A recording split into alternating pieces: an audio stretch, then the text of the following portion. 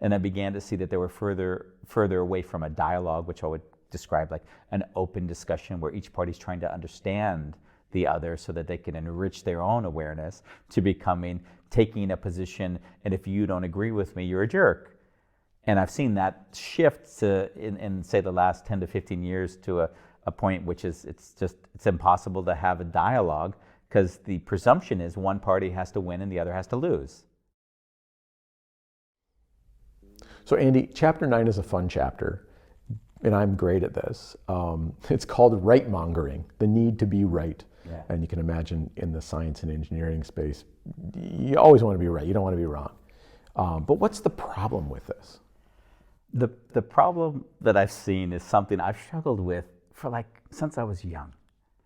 It was interesting because when I was in high school and I had to become a Democrat or Republican, I was like, I don't want to be either, because then I have to take a side. And in high school, that was a hard position to take because you needed to identify as something.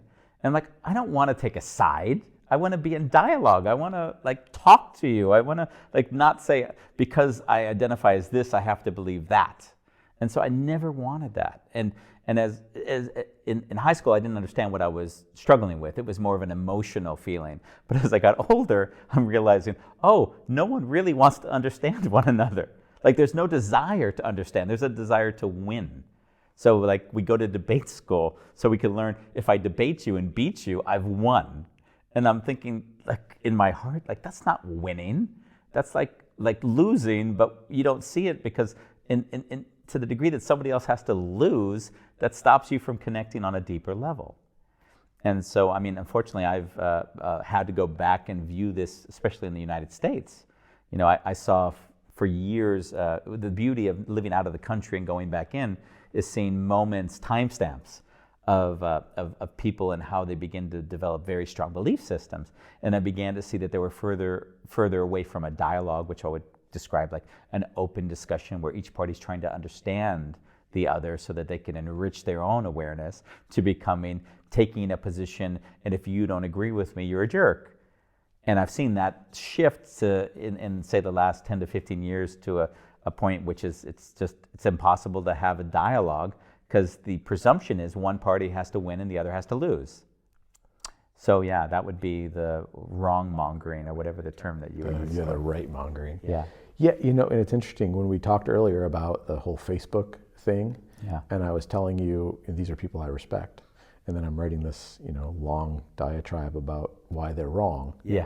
And we esteem. We talked about the triggers before, and how when I'm just telling you all the reasons that you're wrong, I'm hitting your esteem trigger. I'm triggering you. Yeah. And when I trigger you, you have a reaction. And there's nothing in that trigger that's going to be an automatic response that's likely to bring you closer to me when I do that. Yeah. And while what the science would tell you is that we're checking our esteem, our position in the social hierarchy, multiple times, even a second. Yeah. Am I better or worse? Am I better or worse? Am I better or worse? And when we right monger, we're functionally going, you're worse, you're worse, you're worse. And then what do we expect to happen? We should expect that they have to defend themselves. Yeah. And so, my question to you is, how can we prevent this? How can we overcome this? How can we get beyond it?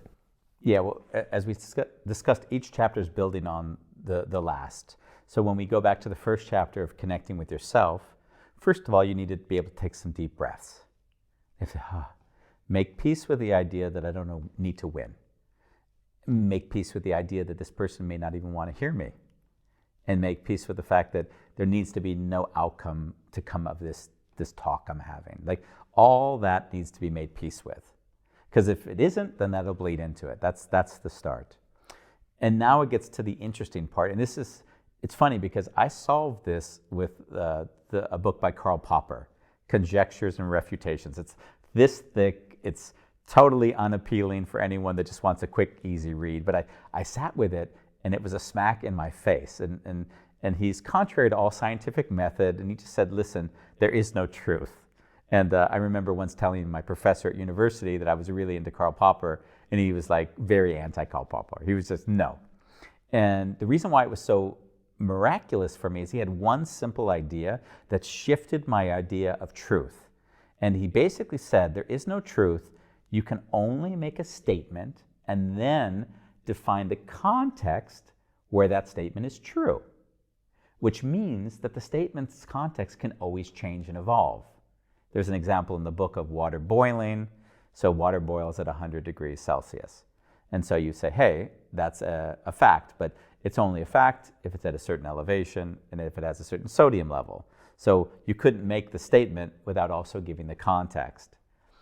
And the reason why that was so important for me and how I began to interact differently was because I realized I never understood the context that people made their statements.